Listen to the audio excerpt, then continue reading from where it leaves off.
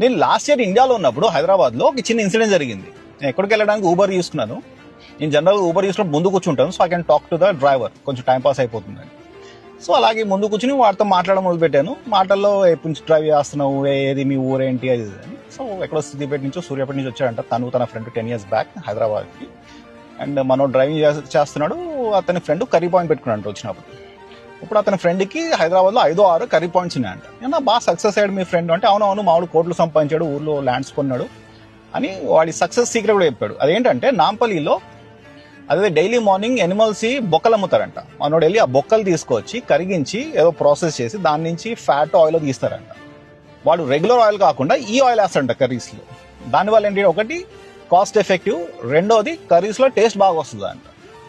అన్నా అంత ఈజీనా, అంత రెగ్యులర్గా డిఫరెంట్ రిలీజియన్ పీపుల్ వచ్చి తింటుంటారు, అంత ఈజీనా తీసుకొచ్చి అనిమల్ ఫ్యాట్స్ కలిపడం అంటే, ఏం లేదు జనాలు వచ్చి తింటారు, ప్రాబ్లం లేదన్నాడు. అన్న ప్రాబ్లం లేదు కాదు, వాళ్ళకి తెలియదు కాబట్టి తింటున్నారు, తెలిసి పడతారని చెప్పి మీ ఫ్రెండ్ అని చెప్పాను.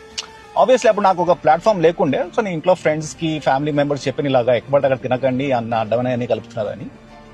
Now I have platforms I'm talking about it. ఇక్కడ 3 విషయాలు ఉన్నాయి. నిజంగా అలా జరుగుతుందా హైదరాబాద్లో? ఎందుకంటే హైదరాబాద్ అంటే డిఫరెంట్ నమ్మకాలు ఉన్న వాళ్ళు, డిఫరెంట్ రిలీజియన్ పీపుల్ అందరూ ఉంటారు. సో అంత సింపుల్గా వెళ్ళిపోయి బొక్కలు కొనుక్కొచ్చేసి దాని నుంచి ఫ్యాట్స్ తీసేసి అంత సింపుల్గా కర్రీస్లో కలిపి అమ్మేస్తారా? ఎవరైనా ఫుడ్ ఇండస్ట్రీలో కానీ లేకపోతే రెస్టారెంట్స్లో పనిచేసారంటే కింద కామెంట్లో చెప్పండి అసలు ఎలా జరుగుతుంది అనేది.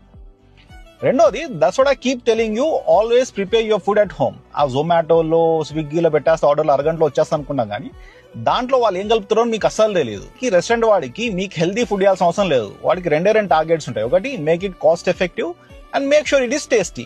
దానికోసం వాడు ఇంజన్ ఆయిల్ కలిపితే టేస్ట్ వస్తుంటే అది కలిపేస్తాడు టెన్షన్ లేకుండా.